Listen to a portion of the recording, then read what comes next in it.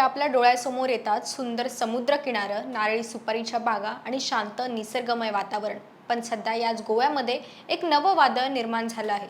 उत्तर गोव्यातील बिचोलियम तालुक्यातील कारापूर भागात सध्या स्थानिक नागरिक रस्त्यावर उतरले आहेत. निमित्त ठरलं आहे द हाऊस ऑफ अभिनंदन लोढा या नामांकित कंपनीचा एक मेगा प्रोजेक्ट. 120 एकर जमिनीवर उभारल्या जाणाऱ्या या वन गोवा नावाच्या गृहनिर्माण प्रकल्पामुळे सध्या संपूर्ण गोव्यात प्रचंड खळबळ उडाली आहे. एकीकडे विकासाचा दावा केला जात असताना दुसरीकडे मात्र स्थानिक गावकऱ्यांनी या प्रकल्पाविरोधात एल्गार पुकारला आहे. निसर्गाचा रास आणि स्थानिकांचा हक्क यावरून सुरू असलेलं हे आंदोलन नेमकं काय आहे? गावकऱ्यांचा या मेगा प्रोजेक्टला इतका तीव्र विरोध का आहे आणि गोव्याच्या अस्मितेचा हा लढा नक्की कोणत्या वळणावर आहे? याविषयीची सविस्तर आणि सडेतोड माहिती आज आपण या व्हिडिओच्या माध्यमातून जाणून घेणार आहोत. नमस्कार, मी मयुरी आणि आपण पाहतात मुंबई आउटलुक. हा वाद सुरू झाला आहे कारापूर सरवण या ग्रामपंचायत क्षेत्रातील 120 एकर विस्तीर्ण जागेवर होणाऱ्या बांधकामामुळे.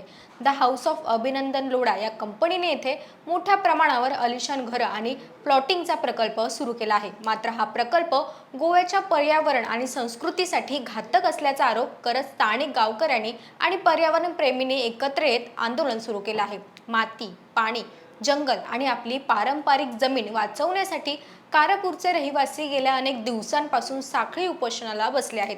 गावकऱ्यांच्या मते इतक्या मोठ्या प्रमाणावर निसर्गाची तोडफोड करून जर सिमेंटचे जंगल उभं राहिलं तर येथील पर्यावरणाचा समतोल पूर्णपणे बिघडून जाऊ शकतो. गोव्याची जी मूळ ओळख आहे ती अशा प्रचंड मोठ्या कॉर्पोरेट प्रकल्पांमुळे नष्ट होईल अशी भीती स्थानिकांना सतावत आहे. आता समजून घेऊयात की गावकऱ्यांच्या विरोधामागे नेमकी काय कारणं आहेत. 120 एकरच्या या वन गोवा प्रोजेक्टसाठी मोठ्या प्रमाणावर झाडांची कत्तल आणि डोंगर पोखरले जाण्याची शक्यता वर्तवली जात आहे. स्थानिकांच्या म्हणण्यानुसार बिचोलियम परिसरातील पाण्याचे नैसर्गिक स्रोत, विहिरी आणि शेती या प्रकल्पांमुळे धोक्यात येणार आहेत. एवढ्या मोठ्या गृहनिर्माण प्रकल्पामध्ये राहणाऱ्या लोकांसाठी हजारो गॅलन पाण्याची गरज भासेल, ज्यामुळे आधीच पाण्याच्या समस्येला तोंड देणाऱ्या स्थानिक गावकऱ्यांच्या हक्काच्या पाण्यावर ताण निर्माण होईल. तसेच मोठ्या प्रमाणावर होणाऱ्या कचरा आणि सांडपाण्याच्या व्यवस्थापनाचा प्रश्न गंभीर रूप धारण करू शकतो. थोडक्यात सांगायचं झालं तर हा प्रकल्प केवळ एक कंपनीचा बिझनेस नसून तो स्थानिक पर्यावरणाचा आणि नैसर्गिक साधन संपत्तीचा ऱ्हास करणारा ठरू शकतो, असा गावकऱ्यांचा थेट आरोप आहे. या आंदोलनाला आता गोव्याच्या अस्मितेचं रूप आलं आहे. बाहेरच्या मोठ्या कंपन्या गोव्यात येऊन येथील जमीन विकत घेत आहेत, त्यामुळे मूळ गावेकर आपल्याच भूमीत अल्पसंख्याक होत चालले आहेत अशी भावना आंदोलकांमध्ये तीव्र होत आहे.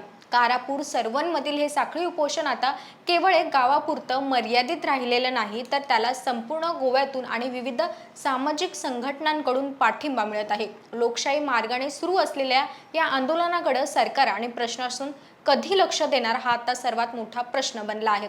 विकास हवा की निसर्ग आणि स्थानिक नागरिकांच्या हिताला डावलून होणारा विकास खरोखरच योग्य आहे का, असे अनेक गंभीर प्रश्न या निमित्तानं उपस्थित होत आहेत. गोव्यातील या वन गोवा प्रकल्पावरून सुरू असलेल्या वादाचे हे होते सर्व पैलू. एकीकडे रिअल इस्टेटच्या माध्यमातून कोट्यवधी रुपयांची गुंतवणूक गोव्यात येत आहे, तर दुसरीकडे आपल्या अस्तित्वाची आणि निसर्गाची लढाई लढणाऱ्या सामान्य गावेकर रस्त्यावर उतरले आहेत. तुम्हाला काय वाटतं?